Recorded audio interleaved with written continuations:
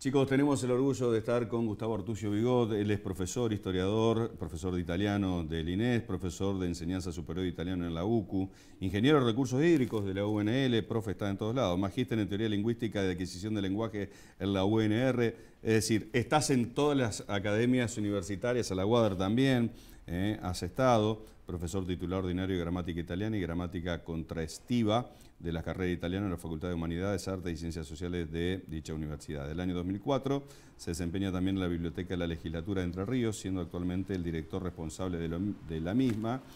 Y acabas de presentar este hermoso trabajo que es ni más ni menos que los primeros italianos que estuvieron en Entre Ríos.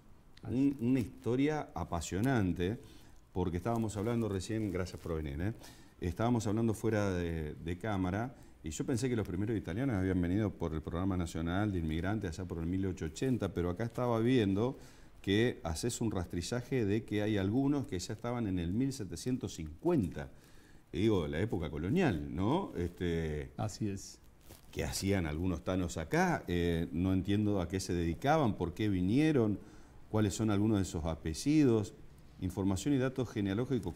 Tremendo trabajo tenés que haber hecho. Bueno, felicitaciones primero por el libro, y segundo, ahí lo tenemos bien mostradito, ¿sí? Segundo, quiero saber dónde lo puedo conseguir antes de arrancar. Vamos con la venta y después me someto a lo interesante de tu trabajo. Este libro lo editó Delta Editora, que está acá en calle Santa Fe, pero también está disponible en la librería del Ateneo y en el Templo del Libro de calle San Juan y Uruguay. Perfecto, ya está a la venta. Ya está a la venta. Bueno, y como buen descendiente italiano, aunque tengo la doble ciudadanía también, me interesó sobremanera porque lo presentaste en el día de ayer en la Cámara de Diputados de la provincia de Entre Ríos. Primero, ¿cómo fue esa presentación? Contanos un poquito, ¿a qué se debe que lo hayas presentado también en la Cámara Baja? Bueno, sí, la Cámara de Diputados hizo una declaración de interés del libro, lo declaró interés, entonces me propusieron hacer la presentación en la Cámara Baja, que por eso se hizo la presentación acá en Paraná, ahí en la Cámara de Diputados. Y bueno, fue un poco la ceremonia formal de la entrega de la declaración de interés y bueno, la presentación del libro, acompañado de la gente de las colectividades. Las chicas y los muchachos ahí están a pleno, con la nueva generación ahora también, que vienen renovando también aparecen algunos, en la sociedad italiana. Bueno, fue la manera un poco de explicar en qué consistía este libro, esta investigación. ¿Y cuánto tiempo te llevó a investigarlo? Y esto empieza hace más de 3 años, cuando descubro la existencia de un italiano en esta zona, en la época de la colonia. Yo estaba investigando otra familia, otras cosas, y me encuentro con que una nieta de ese personaje que yo estaba investigando, que era don Simón de Andrade, que era uno de los primeros pobladores de la provincia, se casaba con un italiano en Paraná en el año 1765. Yo digo, un italiano en esa época, Entre Ríos tenía una sola parroquia, que era la de Paraná, porque era nuestra provincia, una de las que se pobló más tarde, digamos, en la época de la colonia. Sabemos, las primeras ciudades se fundaron por Rocamora en 1782-83, estamos hablando 20 años antes. Este hombre se estaba casando acá, en la única iglesia que había. Bajada Grande era. La primera, sí, era la primera parroquia. La primera parroquia que había, que la iglesia de Paja. Sí. Y lo que llamaba la atención es que decía italiano, nación italiana, que estaba acá, pero todo despertó mi interés a ver qué hacía, para qué vino, o por qué estaba, si se quedó, si había después. Y después, bueno, sí, entro a investigar y este hombre se quedó, estaba radicado en la zona, en el departamento Victoria actualmente, en la parte de Chilcas, distrito Chilcas, donde evidentemente la familia de la esposa tenía ya campo radicado. Tuvo hijos, 40 años después hay un censo que hacen en 1803 y él estaba todavía viviendo ahí, viudo ya, con algunos de sus hijos. Sus otros hijos estaban casados, vivían cerca, en la misma zona. O sea que evidentemente se queda, se radica, y evidentemente había hecho cierta plata porque hasta esclavos tenía censados con él. No se sabe a qué vino, ni por qué cayó acá, y por qué se quedó, nada. La investigación que traté de hacer es ver de dónde venía, para lo cual rastreé por el apellido de él y el apellido de los padres, ubicarlos en Italia, de qué zona eran. Entonces descubro, ahí en ese primer registro acá estaba anotado Brucelaria, después lo transforman en Brucelario ese apellido, pero originalmente era Brucelaria, estaba más cercano a lo que... Y ese apellido en Italia se concentra en una zona muy restringida, en el centro de norte, entre Piacenza y Milán, en esa zona está, o sea, parte de lo que era el Ducado de Parma y lo que era Milán en esa época. No había ni unificación. No había unificación. No era Italia. Por eso me llamaba la atención que dijeran italiano. Claro, claro.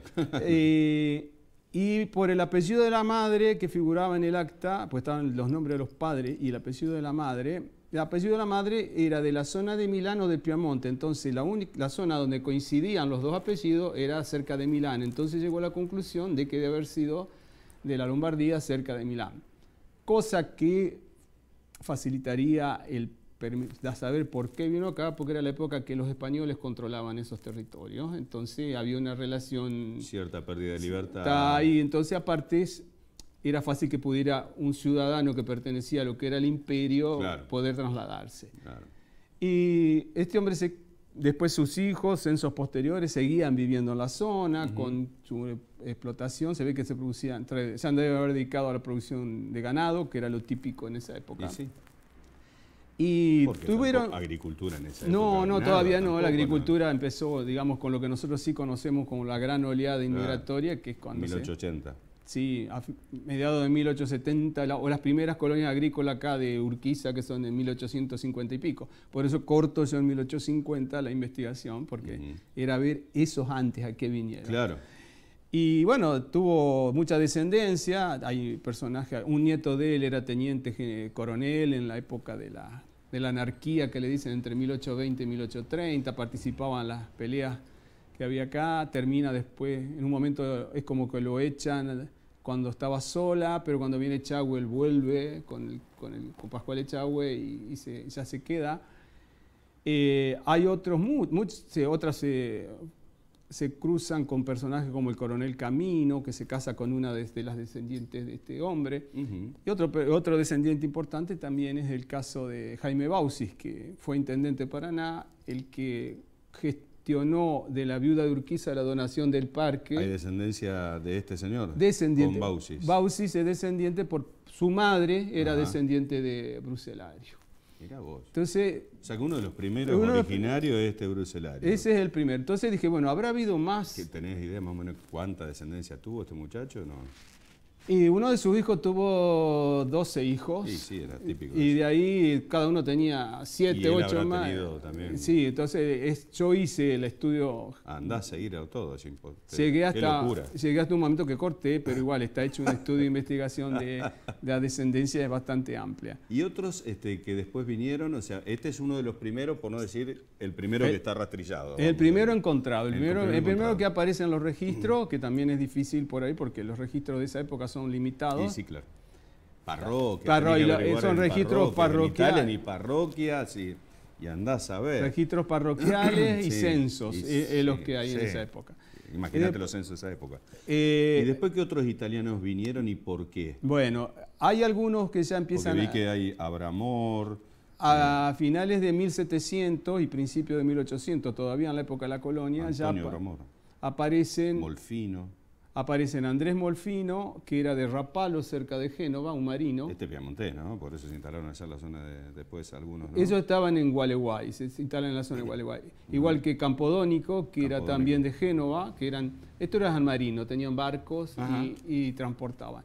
Lo mismo que Abramor. Pero eran marinos que con barcos propios venían muchos de ellos con barcos propios, se instalaban y se ponían a comerciar.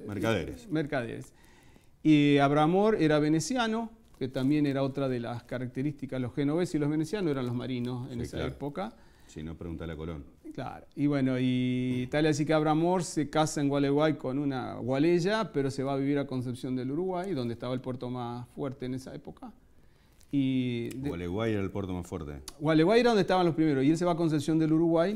De ahí se va de Gualeguay a Concepción del Uruguay, donde después él muere, pero como la mujer era de Gualeguay, se volvió con los hijos de Gualeguay. Entonces los Abramor están en Gualeguay, no en Concepción del Uruguay. Pero ya ahí Después tengo un par de fiesteros acá, Abramor, también. Sí. Hacen fiesta de disfraz y todo lo lindo. Bueno, deben ser seguramente descendientes de 12 de Abramor. Sí. Después empieza ya, cuando se produce la independencia, hay ¿qué pasa? Los españoles, leales a la corona, se retiran, no tenés mucho marino que pueda transportar acá, y entonces empiezan a caer más estos italianos, genoveses, venecianos. Que lo empiezan a traer ya por una cuestión de Estado. Ya el Estado les empieza a permitir que vengan. La UBA trae científicos para la universidad, y estos otros vienen acá a instalarse en las provincias nuestras, los marinos, a transportar. Con sus barquitos, hacían el transporte de cosas desde Buenos Aires hasta las puertos de acá. ¿Qué transportaban? Porque agricultura mucho en esa época. No, pero no, se traía, lo que pasa es que todo se importaba y acá se llevaba cueros y carne. Claro. Y se traía lo manufacturado de Buenos Aires. Entonces, y la gente que también había que transportar, o las tropas, los ejércitos. Claro. Y bueno, empiezan a venir más. Entonces uno ya empieza a ver en los censos que hay más gente, especialmente ya el censo de 1820 que hace Ramírez, manda a hacer el censo de la República de Entre Ríos. Ahí ya aparecen italianos censados. Después hay unos censos. Ya había varios ahí, ¿no? Ya había varios, sí, más que todo en la ciudad de Concepción del Uruguay, en Gualeguay ya aparecen varios. Hay otros censos que se hacen en 1824, 1825. Después Urquiza empieza a hacer censos también en 1844 y ahí ya se ve mucho más. Y en cada una de estas ciudades que estaba a orilla de un río ya había... Sí, ya era plan de Estado. A partir de ahí ya sabemos lo que pasaba en Europa, el Napoleón, el post-Napoleón, claro, la fuga, la pérdida de libertad. Entonces ahí vos ya encontrás que hay italianos... Las tierras para que vengan a trabajar. Hay italianos en Paraná, en Victoria, Gualeguay, Gualeguaychú, Concepción del Uruguay y Concordia. Todas ciudades al borde del río. Caso extraño, había dos en Nogoyá. ¿Qué hacían en Nogoyá? Y siempre hay algún perdido ahí. Que se perdió, que se equivocó de arroyo y se fue para allá. Pero bueno, hicieron la... Y bueno, pero el recorte es sumamente atrapante porque hasta el 1850 vos entendés cuál era el programa, ¿no es cierto?, que había hecho Sarmiento, los Iluminados, Urquiza mismo, si vos querés y demás. Entiendo eso, pero no sabía del 1755 que ya había algún... muchacho dando vueltas por acá. Fueron las sorpresas. Ahora entiendo. Fue una de las sorpresas que tuve yo. Y encima el hecho que los llamaran italianos, siendo que Italia no existía como nación. Claro. Pero bueno, era la identificación. El que era de la península era italiano. Porque era la identidad que había. Como Italia había existido antes. Y después era como que vos decías, por más que esos son italianos. Y hablaban todos parecidos. Entonces era. Vos notabas que en la iglesia, en los matrimonios, lo anotaban italiano cuando se casaban. Y si uno iba al expediente matrimonial de esa persona, había puesto, yo soy nacido en tal lado, en el ducado de tal cosa. No importa, el cura le ponía italiano. No le ponía, estaba en el expediente el lugar donde había nacido. Francisco Pascual Planes, otro en Gualeguay, bautizado el 17 de 1817. El padre Brocchi, Pietro Broche, o Brochín, natural de Venecia, también otros de los que aparecen. Acta de matrimonio de Francisco Planes y Isidora Meliche. Che, qué rico que está todo esto. María Catalina Abramor Barrios, me estabas comentando. Eduviges Abramor, como estuvieron los Abramor. MacDougall, Matías Abramor MacDougall. Pues sí, porque un Abramor se casa con una MacDougall, una escocesa. Ahí está la foto, me muero. Este es el hijo de Loreto Abramor se llama. El primer descendiente. El hijo de ese italiano. Y con Mary MacDougall. Que era una escocesa radicada en Gualeguay. Qué hermoso. Mapa de la República de Génova, para que acá yo explico a qué se le llamaba el Reino de Italia en esa época, que pertenecía al Sacro Imperio Romano Germánico, pero esto se le llama. Entonces por ahí coincidía que por qué le decían italianos también, ¿no? Che, y supongo que el consulado italiano de Rosario, el consulado y los viceconsulados de acá, la sociedad italiana, esto pasa a ser una reseña histórica fundamental, ¿no? Sí. ¿Ya saliste a la radio o no?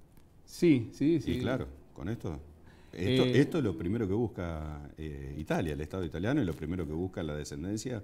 Hablaste con Pasquale, el cronista de la RAI.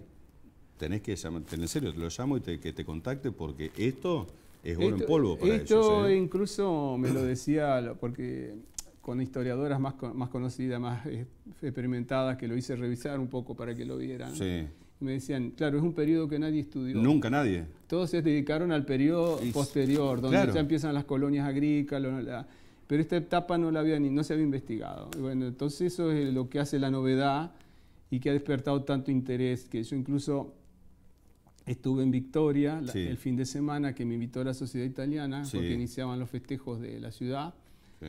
El aniversario de la ciudad. ¿Y si de acá no lo llamaste? Ya lo llamo y le corto el pelo. Si no, sí, ya. No, y bueno, y la Sociedad Italiana de Victoria, y se llenó de gente porque claro, hay muchos de Victoria también ahí. Y claro, pues me mencionaste que estaba un perdido ahí dando vuelta que todavía no sabemos. Los mercaderes sabemos, pero ese... Y lo más interesante es que, bueno, me pidieron libros, y me hacían firmar los libros, y el último que firmó me dice, dedicado a la familia Bruselario. Eran los Bruselarios.